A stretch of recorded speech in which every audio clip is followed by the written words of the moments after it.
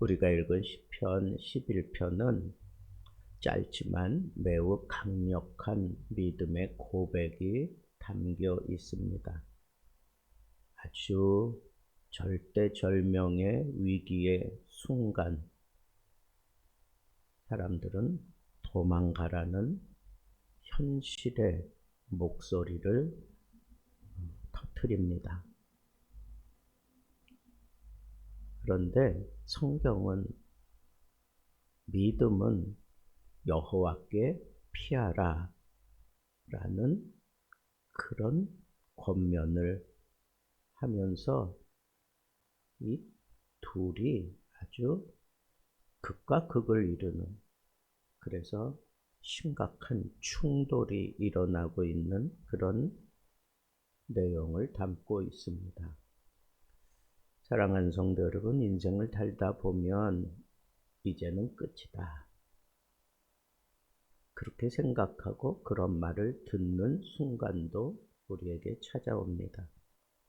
극심하게 경제적으로 바닥을 칠 때, 사람들과의 관계, 절대적으로 나를 붙들어 줘야 되는 그 관계 속에 있는 사람이 나를 외면할 때,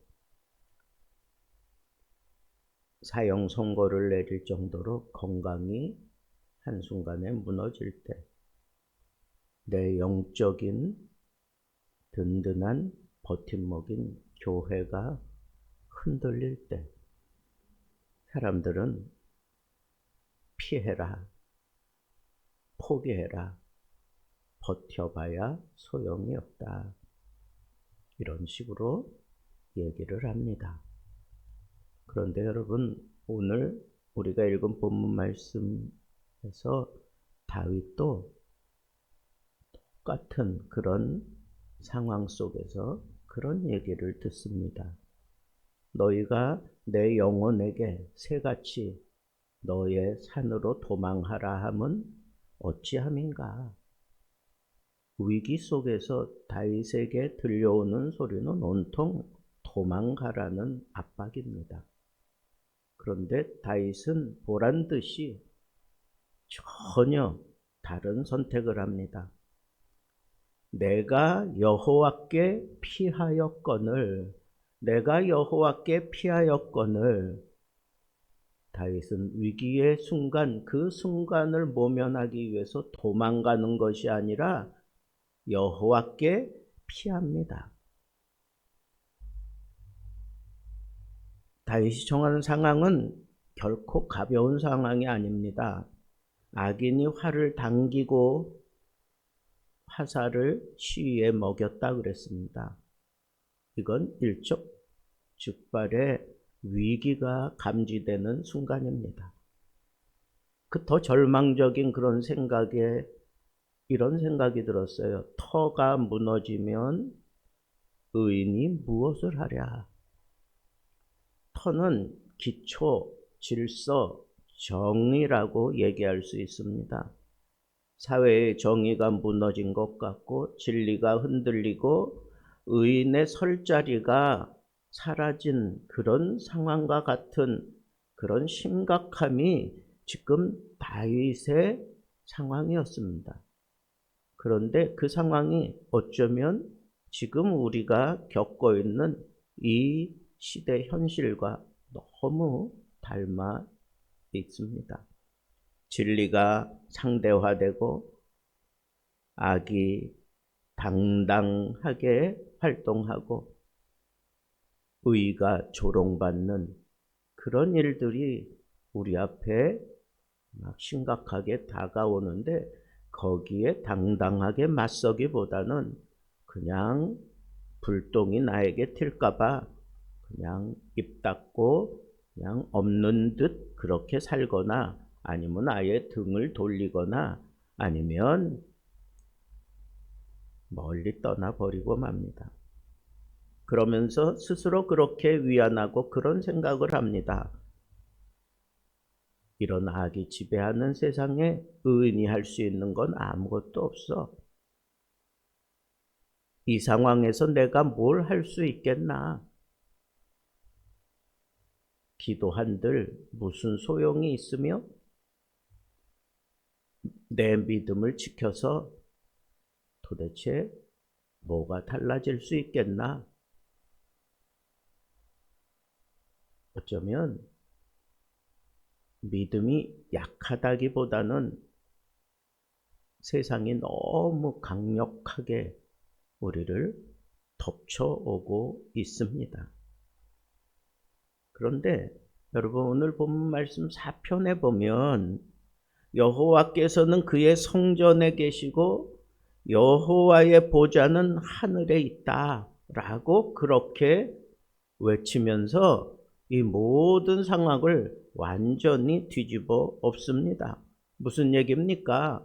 악이 막 흉흉하게 올라오는 것 같고 의인의 터가 다 무너지는 것 같을지라도 여전히 여호와는 통치하고 계신다라고 하는 겁니다. 세상이 무너져도 하나님은 무너지지 않는다는 말입니다. 인간의 터는 무너질 수 있습니다. 시스템도 붕괴될 수 있습니다. 사람들과의 관계가 다 깨지고 무너질 수 있습니다.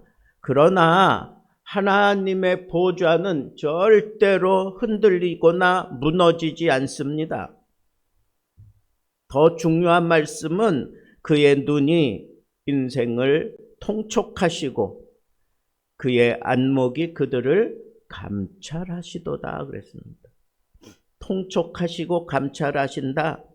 하나님은 보고 계시면서 그냥 가만 계시는 분이 아니라 나의 눈물도 억울함도 흔들리는 믿음도 하나님께서 다 보고 계신다는 겁니다. 그리고 하나님께서는 보고 계시는 그런 자리에만 계시지 않고 이어서 반드시 판단하시고 심판하신다라고 하는 것을 우리에게 말씀하는 장면이 나옵니다. 여호와는 의인을 감찰하시고 악인과 폭력을 좋아하는 자를 마음에 미워하시며 악인에게 그물을 던지시리니 불과 유황과 태우는 불이라 그랬습니다. 태우는 바람이 그들을 덮을 것이라고 얘기했습니다. 하나님은 그냥 중립적인 위치에 가만히 계시는 분이 아닙니다. 하나님은 의를 사랑하시고 악을 미워하십니다. 그리고 반드시 심판하십니다. 이것은 우리를 두렵게 하려고 하는 말씀이 아니라 의인에게 주는 가장 강력한 위로인 것입니다. 왜? 내가 억울한 일을 많이 당하면서도 의를 지키고 있으면 하나님께서 그 억울함을 다 살펴보시고 심판하신다는 거예요. 그래서 우리는 우리 힘으로 보복하며 살지 않아도 됩니다. 우리가 미워함을 가지고 그렇게 살 필요 없습니다. 하나님께서 다 하실 것이니까 하나님이 모든 것을 통촉하시고 통치하시고 심판하실 것이니까 그 믿음을 가지고 그냥 우리는 하나님께로 피해 들어가면 되는 겁니다. 결국 의인은 하나님을 보며 사는 존재입니다. 여호와는 의로우사 의로운 일을 사랑하시나 정직한 자는 그의 얼굴을 배우리라. 하나님이 계시는 성전에 들어가서 그의 얼굴을 보는 것, 이것이 최고의 영광입니다. 상황이 좋아지는 것보다, 문제가 해결되는 것보다 하나님이 더 깊게 체험되어지고 알아지는 것, 이것이 우리가 살아가면서 누리는 최고의 복 중의 복인데, 이 억울한 상황, 이 괴로운 상황, 이 실패한 상황에서 하나님을 더 깊이 알아가고 체험하게 된다고 하니 여러분, 말씀 그대로 합력하여 내게 선을 이루어 주시는 것, 그것이 내가 붙들어야 될 믿음 중에 믿음인 줄 알고 어떤 상황에서도 흔들리지 마십시오. 어떤 상황에서도 무너지지 마십시오. 왜? 하나님이 다 보고 계시고 심판하시기 때문에 그렇습니다. 하나님이 통치하셔요. 의인의 터를 지켜주십니다. 악인은 하나님께서 불과 유향과 타는 바람으로 다 휩쓸어 버리고 마실 것입니다. 사랑하는 성도 여러분, 세상은 계속 우리에게 압박을 하며 얘기합니다. 너 이런 상황에 가만히 있으면 안 돼. 도망가라. 포기해라. 현실이 보이지 않니? 그러나 성경은 이렇게 외치라고 얘기합니다. 너는 여호와께 피하라. 도망 대신 하나님께 피하라는 겁니다. 문제 피하지 말고 하나님께 가져가라는 겁니다.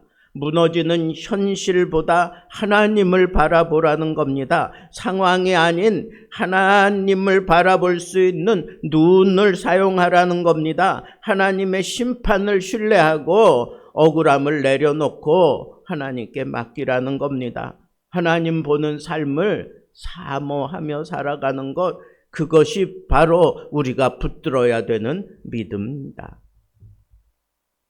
말씀을 맺겠습니다. 사랑하는 여러분, 터가 무너질 때 오히려 믿음이 드러납니다. 사람은 무너질 때 본색이 드러납니다. 그러나 성도는 무너질 때 믿음이 드러나는 겁니다. 여러분은 어디로 도망가십니까? 돈입니까? 사람입니까? 포기입니까? 아니면 여호와입니까?